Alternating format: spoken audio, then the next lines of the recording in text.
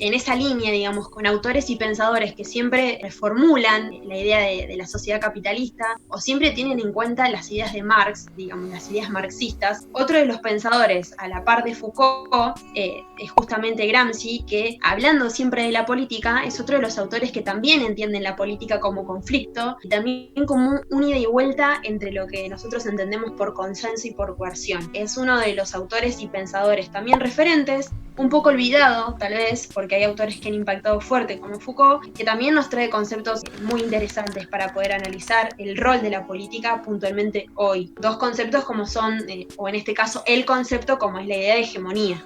Sí, tal cual, y pensando en el contexto histórico, Foucault aparece en una década donde en realidad se empieza a discutir todo, ¿no? Después de terminada la Segunda Guerra Mundial, donde se empieza a discutir qué son las libertades y qué son las libertades individuales, ¿no? Empezar a discutir todo lo que era lo moderno para pasar a ser posmoderno de alguna manera, para hacerlo de una manera elegante. Y Gramsci no, Gramsci cuando realmente lo ubicamos históricamente está en un momento bastante complicado. Él siendo fundador del Partido Comunista en la década del 20, donde Italia y Alemania habían sido las grandes perdedoras de la Primera Guerra Mundial, él se le ocurre fundar el Partido Comunista cuando, claro, ascienden los regímenes tanto de Mussolini en Italia, bueno, como Hitler en Alemania, que más allá de todas sus particularidades conocidas, lo que pretenden es la cero participación política y la supresión de las libertades individuales, ¿no? Entonces él, encarcelado, va a empezar a tener algunas misivas, algunas cartas con su mujer, y en esa correspondencia él va a tratar de manera de código, cifrada, así pareciera una película, pero es así, va a empezar a mandarle a través de estas cartas a su mujer todo este pensamiento y esto que él entiende por poder y sobre todo qué es el poder político para él. Con el correr del tiempo, algunos sociólogos van a empezar a descifrar todo esto, pero para ubicar por lo menos en qué momento lo ubicamos, ¿no? A este personaje que por el contexto donde estaba fue bastante olvidado y después se recuperó todo esto, que tiene gran vigencia, ¿no? Todo lo que él pudo llegar a teorizar.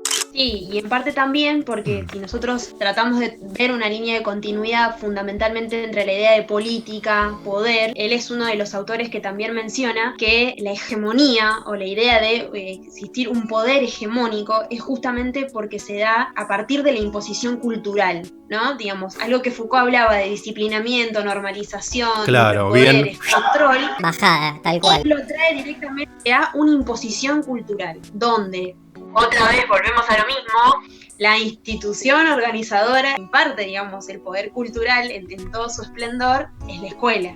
Y bueno, y teniendo justamente con lo que decís el claro ejemplo para hablar de un hecho histórico particular que los chicos conocen es la generación del 80, por lo menos hasta llegar a la época del radicalismo, ¿no? Como la generación del 80 había una necesidad de construir hegemonía, y si bien se hacía a través del consenso de una manera, había una bajada de línea importante. ¿Y cómo lo van a hacer en este caso? Bueno, una de las cuestiones que en cierta medida favorece a la población es el tema de la reforma educativa que hace la generación del 80, ¿no? ¿Y cómo lo hace? Reformando la educación porque pensaban que educando al soberano todos podrían llegar a tener una civilización acorde a la época. Una mirada siempre pensando y mirando hacia Estados Unidos, a Europa, ¿no? Pero educando al soberano, que todos puedan acceder a la educación, una educación laica, porque tenemos que saber que la educación estaba concentrado el poder en la iglesia, obviamente en ese momento, y la generación del 80, entre muchas cosas, en establecer esta dicotomía entre la civilización y la barbarie, una manera de mirar el mundo y mirar una próxima Argentina en el tiempo, ¿no? Bueno, sí, y también en ese sentido, quienes imparten las ideas hegemónicas son precisamente los poderes o países que en ese contexto histórico eran los hegemónicos y eran los que impartían las ideas que nosotros entendemos hoy por civilización. Tal cual. La idea de civilización, de conquista, de colonización, vienen precisamente de esos diccionarios hegemónicos que no nos pertenecen en lo más mínimo. Absolutamente. En realidad también el mismo autor, digamos, Gramsci, cuando habla de la idea de hegemonía, siempre existe un versus o un oponente que es uno de los postulados principales, que es la idea también de contrahegemonía, ¿no? Retomando ideas de Marx. ¿Cómo se cruza todo, no? Siendo más contemporáneo a Marx que a Foucault, Gramsci va a sostener, y él sigue legitimando la idea de dominador-dominado, y él dice que en la hegemonía existe el dominador, pero en la contrahegemonía existe el poder de los dominados, ¿no? Digamos que es como una idea adversa, que nos propone también a pensar que así como existe un poder hegemónico, existen poderes contrahegemónicos. Y tomando el ejemplo de la generación del 80 y cómo se construye esta república conservadora, que se va a sostener en el tiempo también a través del fraude. Para poder sostenerse también la práctica política era a través de la manipulación electoral, ¿no? Hasta que en esta idea de la contrahegemonía aparece un fulano que crea, para decirlo de una manera romántica, la ley Luis Sáenz Peña, que de alguna manera lo que pretende es la participación política de aquellos sectores olvidados que se pretendía que puedan participar y también tener un desarrollo en la vida social, en lo económico, y ahí aparece el radicalismo, llega con un gran apoyo civil de grandes sectores populares, y ahí sería la contrahegemonía de lo que venía pretendiendo la hegemonía de la generación del 80, ¿no? Y cómo de alguna manera la hegemonía que pretendía la generación del 80 quería acabar con lo que había producido el radicalismo, y cómo lo va a hacer, y cómo se va a ver a lo largo del tiempo en la historia argentina a través de golpes de Estado, ¿no? Utilizando la fuerza para decir no, esto que vino a romper todo lo que habían logrado siempre a través de un golpe de Estado, y ahí se va a dar pie, en este caso, a la década infame.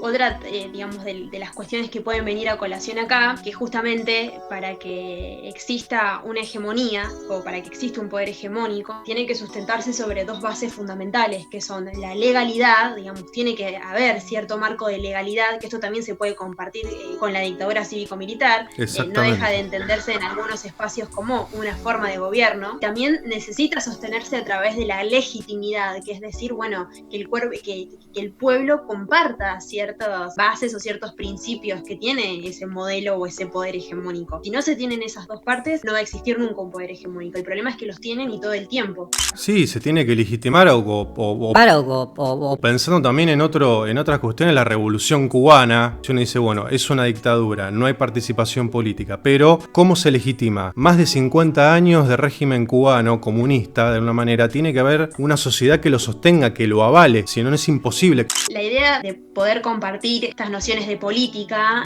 con la historia, con la noción de ciudadanía, que en definitiva la que tenemos todos, siempre es importante poder comprender que a través de todos los hechos políticos que fuimos mencionando, todos todo el tiempo hicieron política, ya sea por participación o ya sea por omisión, digamos, por no participar. El hacer o no hacer no deja de hacer política, no deja de ser política. Que nosotros no querramos formar parte es una acción política, justamente. Exactamente. A veces lo vemos como algo muy distante, ¿no? Como decir, bueno, yo no participé, yo no quiero votar. Bueno, si no querés votar, es una acción política la que estás llevando a cabo. O como mucha gente dice, no, yo soy apolítico, no sé nada. El simple hecho de mencionar eso, te estás involucrando, es imposible salirse. Los hechos históricos vienen o nos traen ejemplos de que tal vez esos conceptos que vemos como tan aislados, bueno, no lo son tan aislados y son aplicados a hechos reales muy recientes. Sí, justamente, tal cual, porque aparte pensando en estos autores que a veces son difíciles de bajarlos a la realidad, ¿no? De esos conceptos tan teóricos, decir, bueno, ¿cómo lo aplicamos? Y en estos ejemplos, que vamos al 76, nos vamos para la generación del 80, venimos al siglo XXI, vamos y venimos, no importa. No es una cuestión de hablar de hechos cronológicamente ordenados, sino que cualquiera que podamos llegar a hablar nos puede ejemplificar toda esta cuestión, y eso está bueno. No sé si querés mencionar algo más. No, la verdad que ya vamos... media hora que lo vamos a tener que editar, profe, no se preocupe, sobre todo la primera parte. Pero bueno, es la primera experiencia. Seguro la próxima va a salir mejor. Te digo la verdad, en este ida y vuelta aprendí mucho más allá de la cuestión histórica. Por parte tuya te lo tengo que agradecer porque... hay que ser humilde y decir, esto fue idea de la profe. Seguramente la próxima salga más fluido o bueno, no importa. Bueno, Bren, gracias y vamos para la próxima. Para la próxima vamos a trabajar otros conceptos muy importantes como la idea del discurso, conceptos. Y ver algunos fragmentitos de discursos que son bastante trascendentales, sobre todo en el siglo XX, saliendo un poquito de historia argentina, que van a ser bien puntuales. Eso es todo. Vos tenés que... No, tenemos que despedirnos como los del noticiero. ¿Cómo es? Así están las cosas, país. Y se las hacemos contar. Un placer.